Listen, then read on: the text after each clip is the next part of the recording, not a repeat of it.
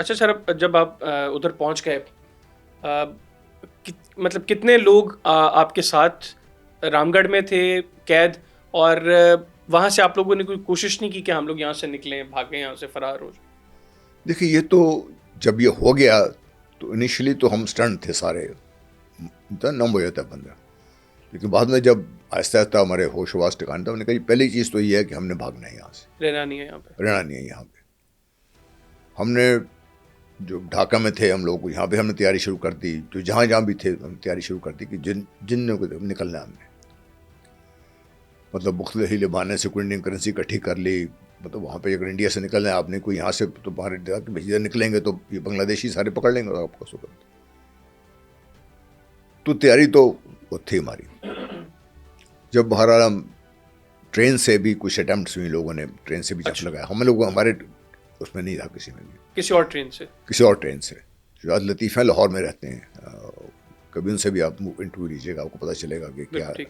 وہ ٹرین سے بھاگے تھے؟ او ہو، میں سمجھتا ہوں کہ اگر پاکستان میں آج آپ کسی کو رول ماڈل دے سکتے ہیں نا، اکراس دی بورڈ سارے including everybody, Shujaat Latif صاحب ہیں. Retired lieutenant colonel ultimately. ان کی بھی داستان ہے، آج سنیں آپ. انہوں نے کتاب بھی لکھی ہے، مٹھو سیز. بالکل ٹھیک. شجاعت. تو ہماری ٹرین سے کوئی ٹائم، ہم جب پہنچ گئے کیمپ میں تو ابھی ہم شٹل نہیں ہوئے تھے، تو ہمارے ساتھ پتہ لگا ایک دن صبح صبح دھند ہوتی، سردیوں کے دن تھے، 2 ایس ایس جی کا افسر فرار ہو گیا. اوکے. اوہو، ہم نے کہا یار یہ تو پھر نمبر لے کے ہمیں بھی کرنا چاہیے، ہم بھی جناب سوچتے ہیں کاروائی تیاری شروع ہو ہو گئی. جائے. اب جب وہ 2 افسر فرار ہو گئے تو انہیں اور سختی کر دی ارد گرد ہمارے، تو اور کوئی ذریعہ ہمیں نظر نہیں آ رہا تھا. ہم نے کہا ٹنل کھودنی چاہیے. شروع ہو گئے ہم لوگ. تو آئیڈیا تھا کہ نکلنا کہاں سے؟ ٹنل نہیں، کو باقاعدہ یہ تو ایک باقاعدہ پلان کر کے کہ بھئی ٹنل کہاں سے کھودنی ہے، کہاں سے نکلیں گے. ہمارا جو کیمپ تھا وہ تو ایک ہائٹ پہ تھا. بہار عام طور پہ ایک پہاڑی قسم کا علاقہ، جیسے رام گڑھ کا علاقہ خاص طور پہ. تو ہمارا جو کیمپ تھا وہ ایک ہائٹ پہ تھا، تو ارد گرد جو سڑکیں جا رہی تھی وہ نیچے تھیں. تو ہمیں یہ تھا کہ ہمیں کافی ڈیپ جا کے اندر اپنے کیمپ کے پھر ہم نے ایک سائڈ سے نکلنا ہے، تاکہ ہم اس سڑک سے نیچے سے گزر کے ہم پڑے جو پلی طرف جو نالا تھا، ڈھلوان تھی، کچھ درخت تھے، ان میں جا کے ہم نکلے ہم. بالکل ٹھیک. تو لمبی بھی تھی ٹنل ہماری، اور ہمارا انداز تھا کہ تقریباً کوئی 180 90 یا 100 گز کے قریب ہمیں کھدائی کرنی پڑے گی ہورزونٹل. اور ورٹیکلی ہمیں نیچے، جو ہم نے جب سارا کچھ کر سکے تو ہمارے پاس تو میجرنگ تو کچھ ٹھیک ہو نہیں، تو ورٹیکلی نیچے جانے کا ہمیں تھا. تو ہم نے کہا تقریباً ہمیں 15 فٹ نیچے جانا پڑے گا، 15-16 فٹ، اتنا فرق تھا وہ تو کمپنسیٹ کرنے کے لیے. تو پھر ہم نے اسی مطابق منصوبہ بندی کی. کتنے لوگ تھے اس پلان کے اندر؟ انیشلی پلاننگ تو چند ایک لوگوں کی تھی. جس کمرے سے نکلنا تھا، ٹنل کھودنی تھی، اس میں میں تھا اور بگڑی یاسوب ڈوگر ہیں ایس ایس جی کے، وہ ہم 2 اس کمرے میں رہتے تھے. وہ تو وہاں سے فیصلہ ہوا کہ نکلنا ہے سب نے. تو پھر مینلی ہمارا، آپ اس وقت کیپٹن تھے؟ میں اس وقت کیپٹن تھا. یاسوب ڈوگر بھی مجھ سے سینئر تھے لیکن وہ بھی کیپٹن تھے. اوکے. تو پھر ہم نے مطلب لوگوں کو ٹول کے، کیونکہ بڑا کیئرفلی آپ کو اسکرین کرنا پڑتا ہے کون لوگ آپ کے ساتھ چلیں گے، کیونکہ شروع میں سب آپ اگر اناؤنس ہوئے سب دنیا تیار ہو جائے گی سارا. پھر ان کو بڑی منصوبہ بندی کے تحت کرنا تھا، کیسے کرنا ہے اس کو.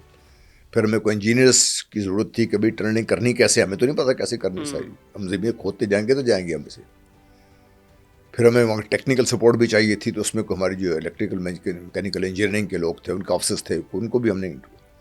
تو ہم نے کچھ بےخلا تقریباً 2 ہفتے منصوبہ بندی کے بعد پھر ہم نے جو ایک کور گروپ بن گیا، جس میں میں، یسوف ڈوگر صاحب تھے، میجر سلیم تھے، ہم 3-4 کا کور گروپ بنا.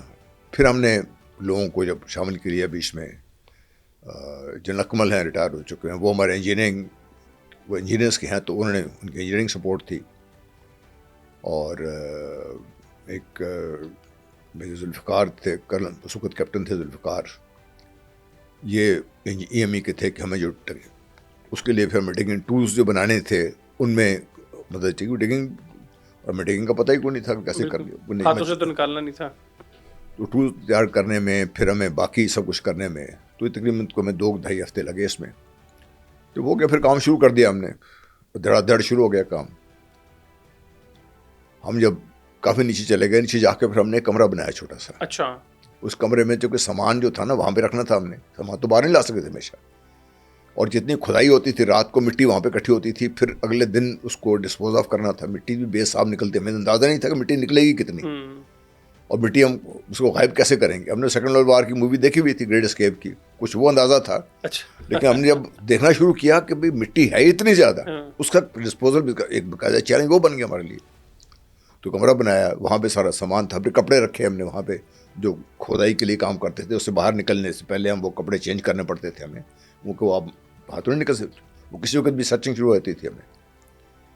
تو وہ ہم نے شروع کیا, پھر ہم نے شروع کر دی.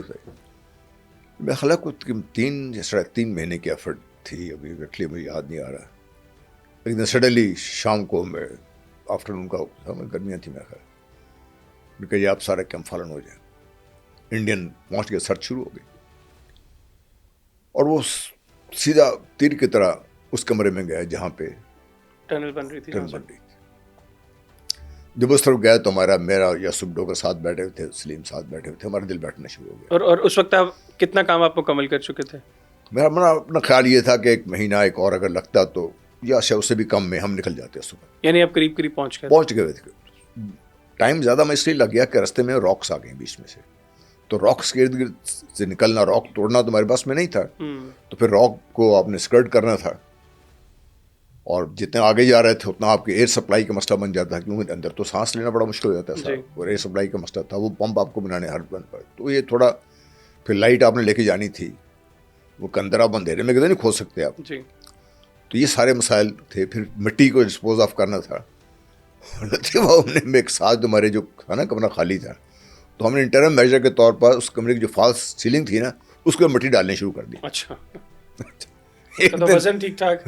ایک دن شام کو مطلب اندازہ ہی نہیں تھا, میں شام کو رات کو میں رات کے وقت تک دم دھماکہ ہوا. ساتھ تو ہم نے کب بڑا غلط, میں ڈوگر اٹھے بھاگے, ہم دیکھا تو چھت نیچے گری چکی تھی, مٹی ساری نیچے. ہماری جان نکلی, ہم نے کہ تو پکڑے جائیں گے. اب اس کو ٹھکانے لگانے میں ہمیں سب جو ٹیم تھی ساری کو, اس کو ٹھکانے لگانے مٹی کو میرے خیال ہفتہ 10 دن دوست میں ضائع ہو گیا. اچھا. ہاں, اتنی مٹی ہم نے کر نکالی تھی اوپر. برا لیکن وہ پکڑا نہیں گیا. وہ نہیں پکڑا گیا. اچھا. قسمت. جب پکڑے گئے بیٹھے ہوئے تھے, تو جب ہمارے کمرے میں پہنچ گیا وہ لوگ, تو میں اور ڈوگر اور ساتھ سلیم, ہم جو اور ٹیم تھی وہ اکٹھے بیٹھے ہوئے تھے.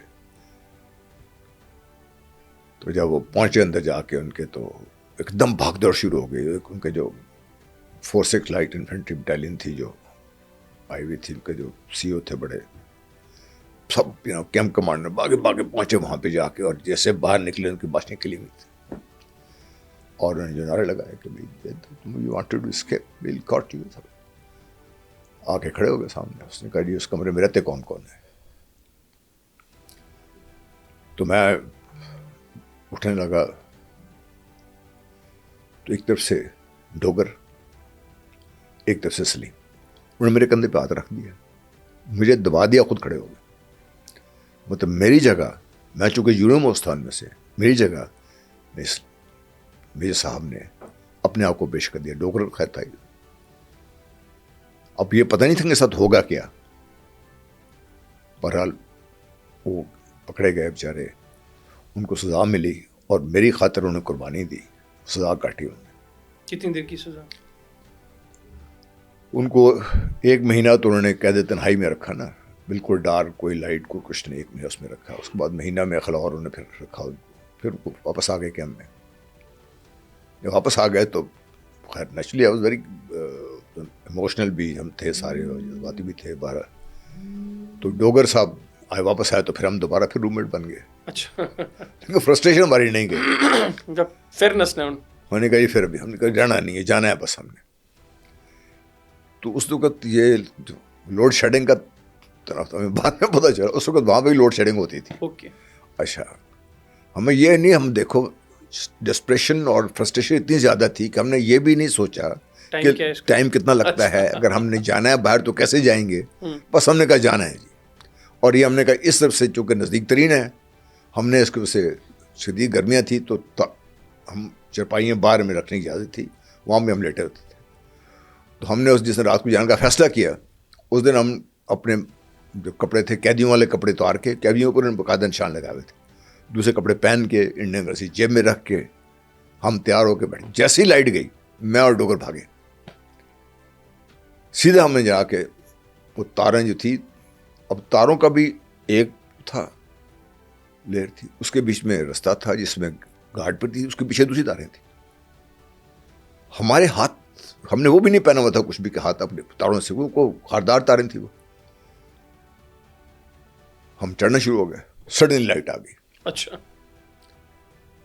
ابھی ہم پہلے جو یہ تھی تاروں کی جو وہ تھی رکاوٹ تھی, وہ اس کے ابھی ہم اوپر بھی نہیں چڑھے تھے. ڈوگر چونکہ لمبے تھے, وہ مجھ سے پہلے وہ اوپر پہنچ چکے ہوئے تھے, میں ابھی رستے میں تھا, ہمارے ہاتھ لہو لہان ہو چکے ہوئے تھے.